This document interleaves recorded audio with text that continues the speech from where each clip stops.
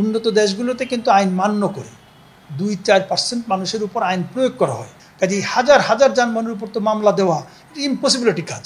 সরকার বা Rhodes authority একটি জায়গায় যে গতিসীমা নির্ধারণ করে দিয়েছে, আপনার কিন্তু দায়িত্ব রয়েছে। আপনি যখন একটি যানবাহন চালাচ্ছেন, এটি মোটর সাইকেল হতে পারে, এটি প্রাইভেট কার হতে পারে, অথবা অন্য কোনো পরিবহন হতে পারে, আপনি যখনই চালাবেন আইন মান্য করা আপনার দায়িত্ব। আর শতভাগ পুলিশ দিয়ে শতভাগ আইন প্রয়োগ করা এটি কিন্তু অত্যন্ত কঠিন একটি কাজ। উন্নত দেশগুলোতে কিন্তু আইন মান্য করে 2-4% মানুষের উপর আইন প্রয়োগ করা হয়। আর আমাদের দেশের চিত্র ঠিক রিভার্স, উল্টো হয়ে যায়। এখানে অধিকাংশ লোক আইন মান্য করতে চায় না।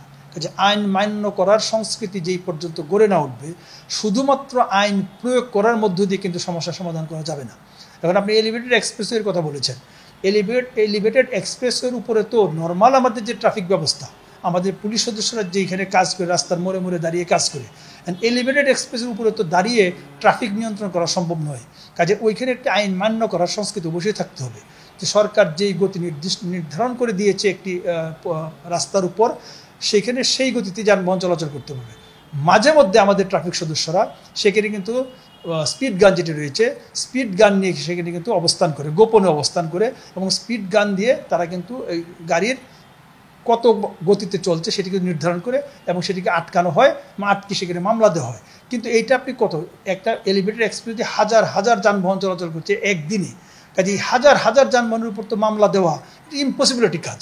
কাজে আমরা হয়তো একটা পার্টিকুলার টাইমে সেখানে অভিযান পরিচালনা করি এবং স্পিডোমিটার দিয়ে সেটা কিন্তু নির্ধারণ করা হয়ে থাকে যে কত মিটার, যদি এক্সেস কোনো গতি থাকে তাহলে আমরা সেটাকে জরিমানার আওতায় আনা হয়। কিন্তু সারাক্ষণ আমার পুলিশ সদস্য স্পিড গান নিয়ে দাঁড়িয়ে থাকবে, এটি কি বাস্তবিক পক্ষে এটি একটি অসম্ভব একটি বিষয়। কাজে এটি হচ্ছে মান্য করার সংস্কৃতি। আইন যদি মান্য করতো মানুষ, তাহলে কিন্তু পুলিশের দায় দায়িত্ব অনেকটা কমে আসতো, বলে কাজ অনেকটা কমে আসতো।